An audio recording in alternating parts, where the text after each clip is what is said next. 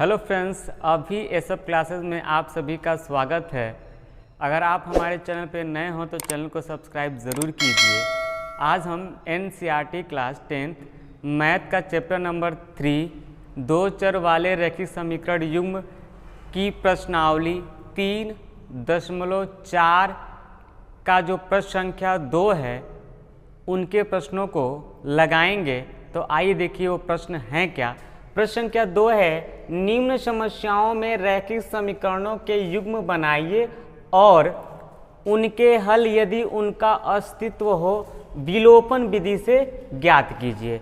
जो पहला प्रश्न है, यदि हम अंश में एक जोड़ दें तथा हर में से एक घटा दें तो भिन्न एक में बदल जाती है।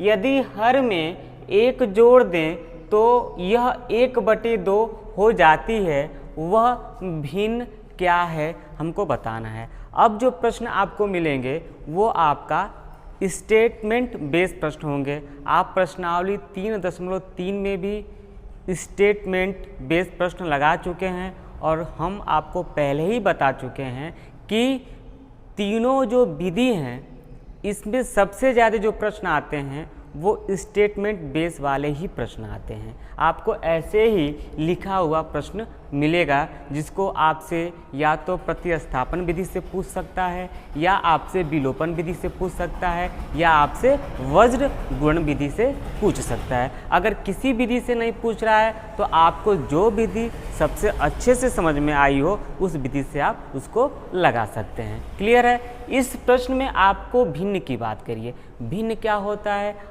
अंश बटे हर को भिन्न यानी फ्रैक्शन कहते हैं, न्यूमरेटर बटे में डिनोमिनेटर। तो सबसे पहले अंश और हर को कुछ ना कुछ माना जाता है। जब भी आपको कथन आधारित प्रश्न मिले तो सबसे जो पहली लाइन होती है उसमें कुछ ना कुछ उसको माना जाता है, उसको दो चर के रूप में बनाने के लिए। तो सबसे पहले आप इसको क्या मानेंगे, आइए इसको समझा जाए। देखिए, भिन्न पूछा है तो सबसे पहले भिन्न में दो चीज आती है, अंश और हर। तो लिखेंगे माना अंश x तथा हर y है। आपने दो चर मान लिया, तब आपको यहाँ से भिन्न बराबर क्या मिलेगा? फ्रैक्शन। भिन्न बराबर होता है अंश आप बटे में हर।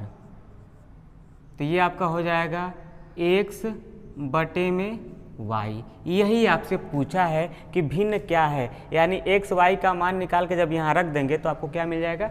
भिन्न मिल जाएगा। आप चाहें तो इसको इक्वेशन कुछ बना दीजिए, 1 नंबर। क्लियर है। अब प्रश्नानुसार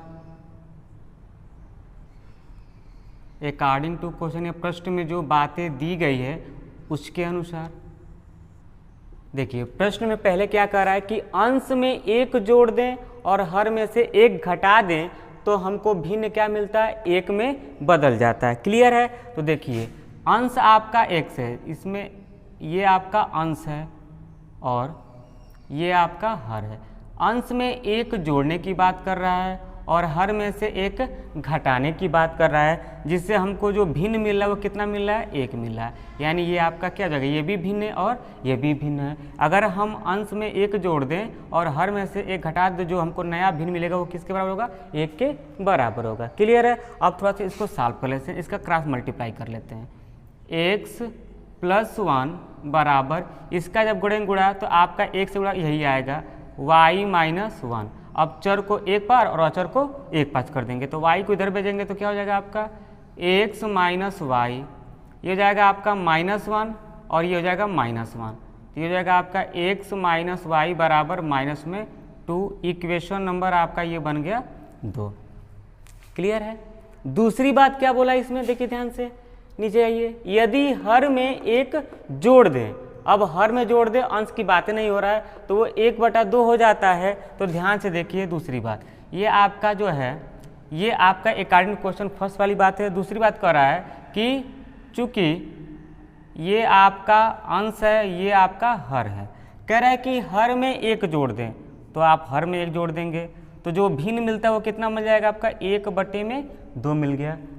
अंश की कुछ बात नहीं है तो अंश को j करके छोड़ देंगे। अब क्रॉस मल्टीप्लाई कीजिए, 2 का करेंगे x में तो 2x बराबर 1 का करेंगे इसमें तो कितना मिलेगा आपका y + 1। अब चर को क्या कर दीजिए, एक पक्ष में कर दीजिए, तो ये हो जाएगा आपका 2x - y बराबर 1। समीकरण नंबर आपका कितना बन जाएगा, ये आपका 3 बन जाएगा। क्लियर है। अब देखिए ध्यान से, पहले जब भी स्टेटमेंट बेस्ड प्रश्न मिलते हैं सबसे पहले क्या करते हैं, उनको हल करके 2 चर वाले रैखिक समीकरण युग्म बनाते हैं। देखिए एक इक्वेशन ये बन गया, इसमें 2 चर आ गए, एक इक्वेशन ये बन गया, इसमें भी 2 चर आ गए, ये आपका 2 चर वाले रैखिक समीकरण युग्म बन गए। अब इसको विलोपन विधि से करना है, लिखेंगे विलोपन विधि से, एलिमिनेशन मेथड से। अब देखिए विलोपन विधि जब भी करना हो, इक्वेशन 1 में क्या दिया है, x - y बराबर -2 है, इक्वेशन 2 में 2x - y बराबर 1 है, यहाँ भी -y है और यहाँ भी -y है। क्लियर है। अगर हम इन दोनों को जोड़ दें तो ये क्या हो जाएगा, कट के खत्म हो जाएगा। क्लियर है। अब देखिए इन दोनों को जोड़ेंगे तो जोड़ने के बाद क्या होता है, चिन्ह बदलता है कि घटता है, ये बताइए।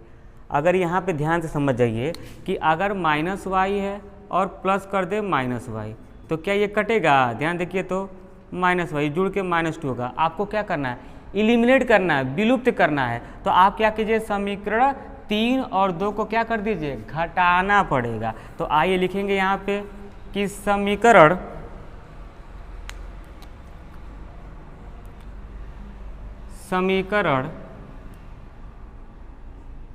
2 माइनस समीकरण 3। तो ध्यान देखिए समीकरण 2 है कि आपके पास x - y बराबर -2। समीकरण 3 क्या है, 2x - y बराबर 1। घटाने में चिन्ह हमेशा बदलता है, तो यहाँ प्लस का उल्टा माइनस, माइनस का उल्टा प्लस, प्लस का उल्टा माइनस हो जाएगा।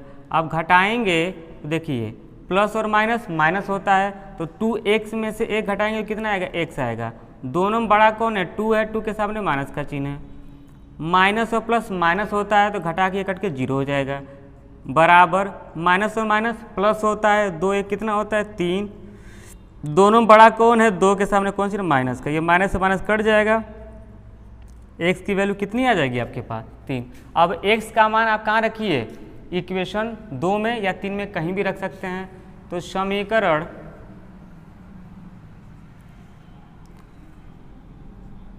2 में x बराबर 3 रखने पर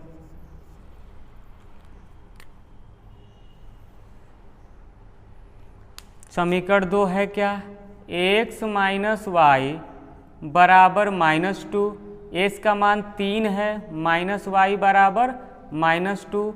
आप 3 को इधर लेके आइए तो -y बराबर -2 + 3 का -3, -1 क्या होता है, प्लस होता है तो -5।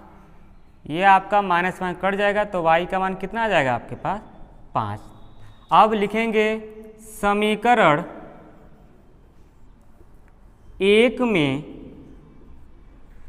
x बराबर 3 y बराबर 5 रखने पर समीकरण जो है एक है क्या, समीकरण 1 है भिन्न बराबर x बटे में y। तो ये हो जाएगा आपका 3/5। यही आपसे पूछा था कि भिन्न क्या है, तो भिन्न आपका हो जाएगा 3/5। इस टाइप के प्रश्नों को बहुत ही सावधानी पूर्वक पहले प्रश्नों को पढ़ा जाता है, फिर इसको समझा जाता है कि प्रश्न में क्या दिया है और क्या हमसे पूछ रहा है। जो पूछ रहा है सबसे पहले उसको कुछ ना कुछ माना जाता है और उसी के अकॉर्डिंग 2 चर वाले रैखिक समीकरण बना के उसको चाहे प्रतिस्थापन से हल कीजिए, चाहे विलोपन से कीजिए, चाहे वज्र गुण विधि से। इस प्रश्न में तो स्पष्ट बोला है विलोपन से एलिमिनेशन थे, तो हमने इसको विलोपन विधि से किया है। इस प्रश्न में किसी भी स्टेप में कहीं भी कोई भी डाउट आया हो तो उस डाउट को आप हमसे कमेंट बॉक्स में लिख के पूछ सकते हैं।